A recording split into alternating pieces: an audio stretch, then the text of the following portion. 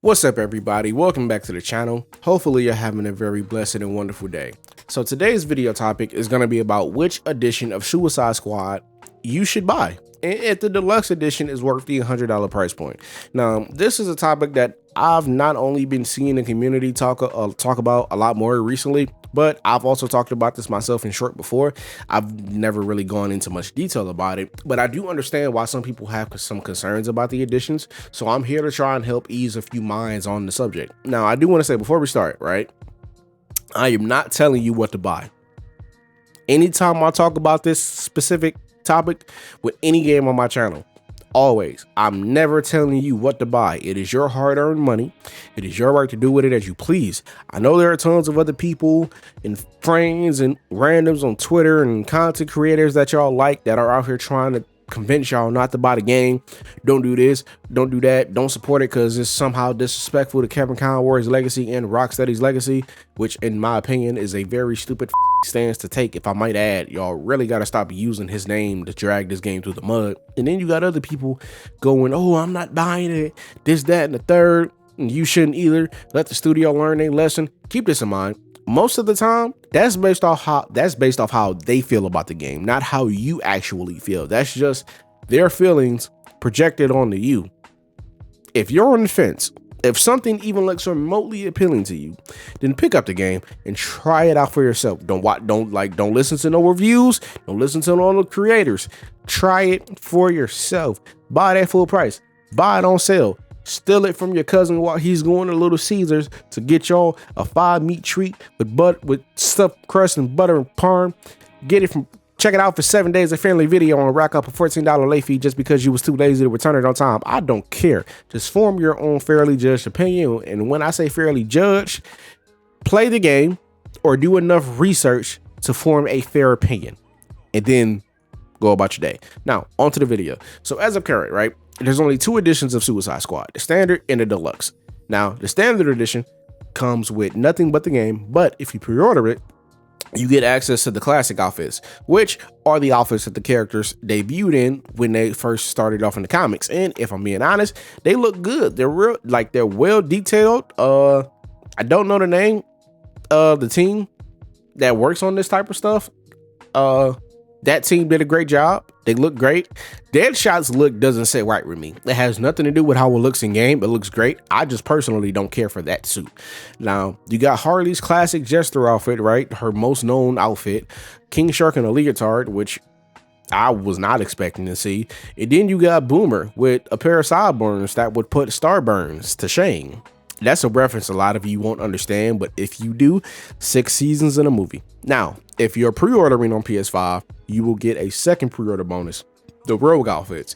So in this set, Deadshot is sporting a more bulky version of his suit from how it looks. Really, it gives me Injustice 2 vibes, especially the helmet, but I don't really mind it. King Shark is looking like he came fresh off the set of Tropic Thunder. Harley has that 80s diner, teen, Riverdale, colorful punk kid type of vibe going on, and it looks good on her. I like what they did with her hair. Boomerang looks like he works for Crocodile Dundee back in the Wild Wild West. It's weird, but it works. Now, this pack of skins are only available on PlayStation, but there is full cross progression, so your skins should transfer over to other platforms if you end up getting the game on PlayStation as well. Now, the $70 price point, in my opinion, is fair. It's the standard price that we pay now for video games. I've seen people pay more for worse. I've seen people say that this game isn't worth $70. If we still had the old price point, which was $60, they would say this game isn't worth $60. I think it's okay, right? You're getting the game that you paid for, which is a third-person action shooter that you can play alone or with friends that continues the ever-evolving story of Rocksteady's Arkhamverse, a series that we have all known to come and love. Now, moving over to the deluxe edition, this one has some spicy additions, right? Way more than the standard, because the standard pretty much has nothing. Now, we have the Justice League outfits. Remember way back when we first saw Harley and Shark in a Superman and Wonder Woman outfit? It was like, damn, that looks fire.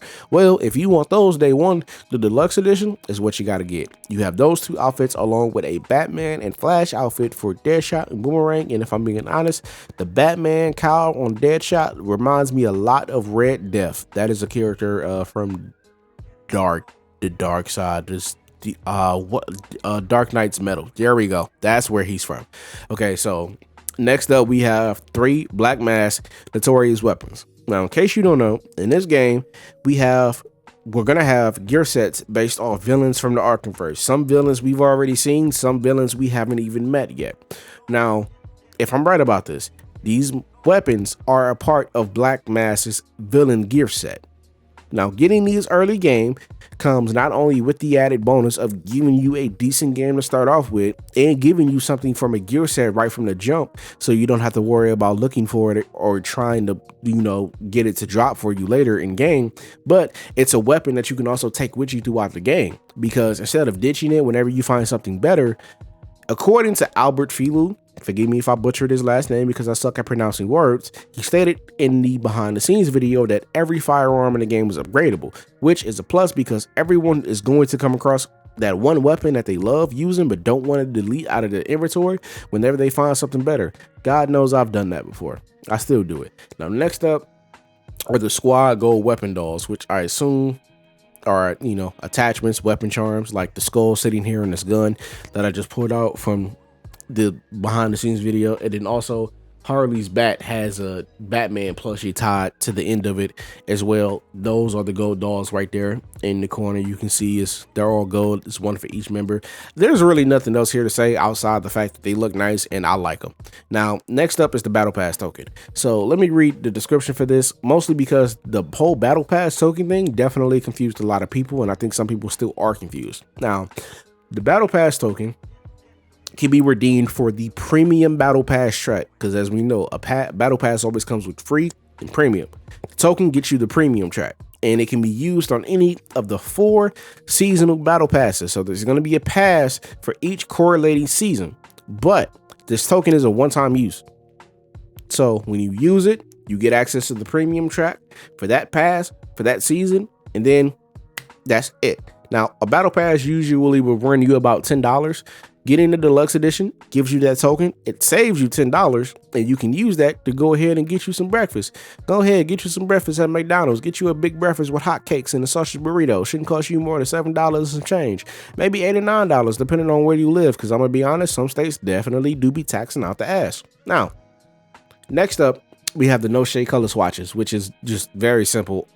All of the shading color are gone from the models, which definitely does look decent, right? It gives me that kind of noir film type of vibe. I also never thought Harley could get any whiter, but here she is looking absolutely pristine.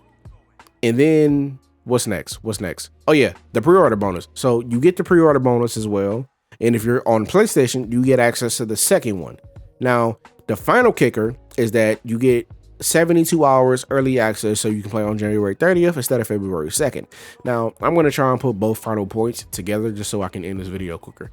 So I think the deluxe edition is worth the $100. Here's the reason why. So I don't know if the Justice League suits or the classic suits or even the Rogue suits will be available in the store to buy later in the game. I assume that they will. And if they are, they would be premium outfits. Because usually for premium outfits, you're paying somewhere between, I would say, $7 to $10 for those outfits, depending on if you already have enough in-game currency for it already. Some games might actually, require you to pay more. Now, let's say if these skins are $5 a piece, that's $20 for a set of 4. And that's the low price, because again, we know some of these games can really tax you when it comes to buying cosmetics. Now, if you add in the fact that you get a battle pass token as well with the deluxe edition, the battle pass token is worth $10. Now you're sitting at $30. That's $10 for the token, $20 for the 4 set of skins. And if you get the standard edition, along with the battle pass and league skins at a later date, that all adds up to around $100. That puts you around the same price overall as the deluxe edition, but you might end up, you are going to end up getting less for what you did, right? Again, you're going to get less than what you could have gotten if you would have just bought the deluxe edition outright, right? Just go ahead and get that one. Now, the money really lies in the skins, if I'm being honest. So I would suggest, if you want all this stuff, or if you want some of it, but you're not going to be able to get it right away or possibly at all because it's tied to the deluxe edition, and if it does show up later, you don't feel like paying, you know, extra for it at that point in time later on, just go ahead, get the deluxe edition and call it a day. Now, if you don't care about any of it, skins, weapons, early access, if you just want the game itself and you find yourself constantly second guessing what it is you should get, go ahead, grab the standard. That way you will still have the game, period, and you can enjoy yourself. Now, with that being said, that's going to go ahead and that's going to bring us to the end of the video. Hopefully you all enjoyed it. Let me know down in the comments below how you all feel about the 2 editions for the game. Which one are you going to be getting and why? Which pack of the 3 are your favorites? Justice League, the Rogue Fits, and the classics. And if you've enjoyed the video, please remember to like, share, subscribe, and smack the notifications bell so that you won't ever miss out on any of my future Suicide Squad related content. And I will catch y'all in the moonlight. Peace.